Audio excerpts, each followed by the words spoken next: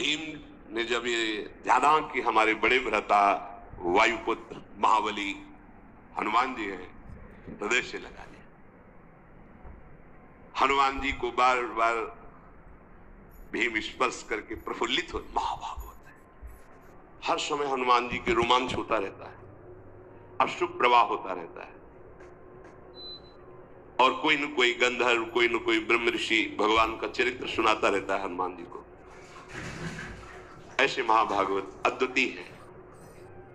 प्रभु की सेवा प्रधान धर्म, रोम रोम में सियाराम जिनके बसे हुए, यत्र यत्र रघुनाथ कीर्तनम तत्र तत्र कृतमस्त कांजिलम वाष्पवारि परिपूर्ण लोचनम।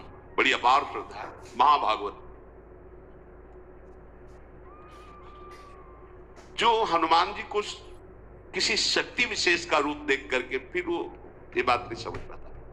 महाभागवत प्रेम प्लावित हृदय, हर समय प्रभु के प्रेम में डूबे रहते हैं। इसलिए कदली वन में एकांत, और कभी भगवान के चरित्र को सुन रहे हैं, कभी भगवान के नाम कीर्तन में, कभी रूप में, कभी उनके लीला गुणों में डूब करके अशुभ प्रवाह करते रहते हैं। भीम जी बार बार स्पर्श कर दे तो बहुत सुख मिल रहा है। महाभागवत के स्पर्श से परम सुख मिलता है। भीम जी की भी आंखों से अशुभ प्रवाह है, क्योंकि रंग चढ़ता है ना। बार बार हनुमान जी के चरणों में प्रणाम करते, फिर खड़े हो जाते, फिर दर्शन करते, फिर प्रणाम करते। आज मेरे समान कोई बड़भागी नहीं, भीम जी कह रहे, क्योंकि आज मुझे महाभागवत ज्येष्ठ भ्राता महाबली हनुमान जी का दर्शन हुआ। आपने मुझ पर बड़ी कृपा की। अपना जान करके आपने, भाई साहब 1 किलो चीनी तोल दियो। अपना जान करके आपने दर्शन दिया। अब एक प्रिय कार्य आपसे कराना चाहता हूं। मेरे हृदय में जब मैं आपकी चर्चा सुनता तो ये लगता कि मैं अपने भ्राता का वो रूप कब देखूंगा जो लंका में प्रकाशित किया।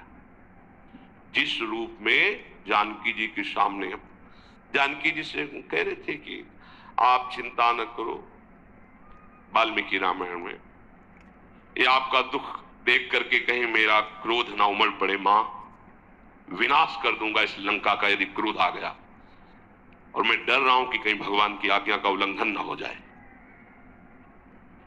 तो जानकी जी ने कहा, यही रखवाले इतने बड़े बड़े हैं कि बेटा आप उनसे पार नहीं पा सकते हो। उन्होंने कहा, मां यदि अपने हृदय में सुख धारण करो तो ये पुत्र आपको, जानकी जी ने, वह अति लघु रूप धर्यु हनुमाना, पैठा नगर सुमिर भगवाना। एक डाल पे छोटे रूप में जैसे वानर रूप, ऐसे तो जानकी जी सो इतने विकराल भयानक दे, कनक भूधराकार शरीरा समर भयंकर, टांगों के नीचे लंका, वो भयानक रूप। और जब दहाड़ कर दे तो फट जाए आकाश, ऐसा अपार। जानकी जी का छोटा करो, ले सब देख लेंगे, वो भयंकर रूप। मैं एक और प्रिय कार्य कराना चाहता हूं। मेरे हृदय में बहुत समय से है कि मैं अगर कभी अपने भ्राता से मिला तो मैं वो रूप देखना चाहता हूं। मकराले समुद्र को लांग करके लंका में प्रवेश करना, लंका को भस्म करना, मैं वो आपका विकराल रूप देखना चाहता हूं। मुझे बहुत सुख होगा। वैसे हमारी आप पर बड़ी श्रद्धा भी, और आप मेरे बड़े भ्राता भी हैं, तो दोनों से मैं अधिकारी होता हूं। जब श्रद्धा प्रबल हो तो गूढ़ तत्व महापुरुष जन नहीं दुरा सकते। तो मेरी श्रद्धा भी आप पर प्रबल है और मैं आपका भ्राता भी हूं।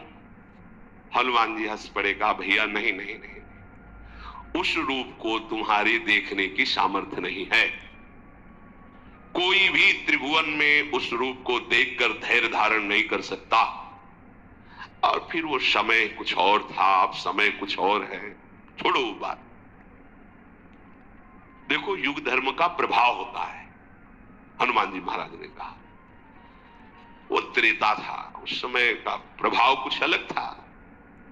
अब धीरे धीरे ये द्वापर का समापन होने जा रहा है, कलयुग आ रहा है, इसके प्रभाव से सब कुछ नष्ट हो जाएगा।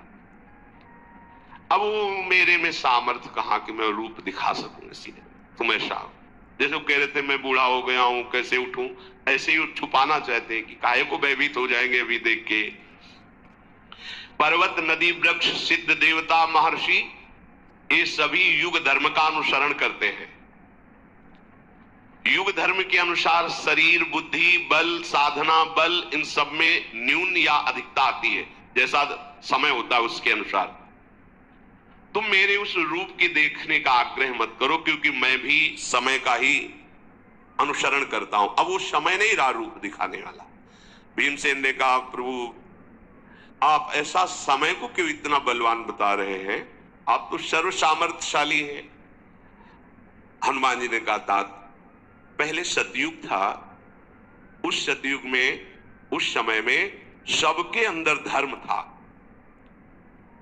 इसीलिए उसका नाम कृतयुग पड़ा। सब धर्म युक्त आचरण करते थे, कोई एक भी नहीं था जिससे पापाचरण हो।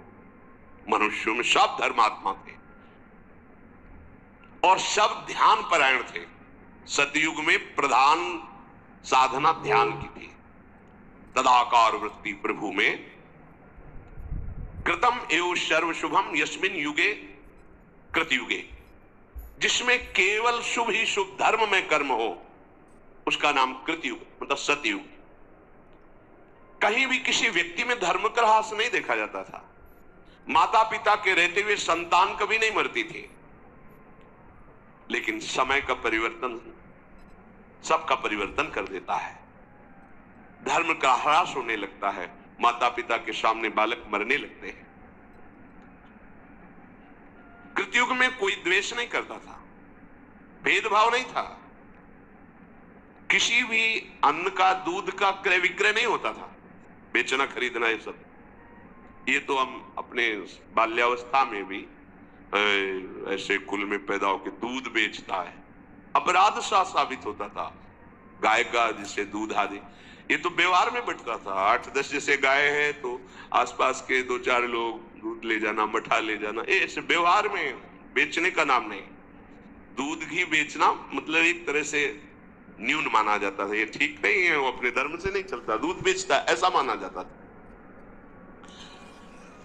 इस युग में जो कृतयुग है, इसमें कभी किसी को रोग नहीं होता था, इंद्रियों का बल क्षीण नहीं होता था, क्योंकि कोई अधर्म नहीं करता था, कोई दोषों को स्वीकार ही नहीं करता था, किसी में दोष दिखाई नहीं देते थे, कभी किसी को दुख से रोते हुए नहीं देखा गया, सब धर्म परायण, किसी में घमंड नहीं देखा गया, किसी में धर्म विरुद्ध विकार नहीं देखा गया,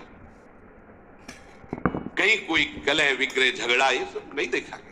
सब योग का आश्रय लेकर परब्रह्म परमात्मा भगवान श्री हरि के ध्यान में निमग्न रहना, सदा सबकी वृत्ति प्रभु में लगी रहती थी, सब प्रभु की सेवा में, सब सनातन धर्म के अनुयायी।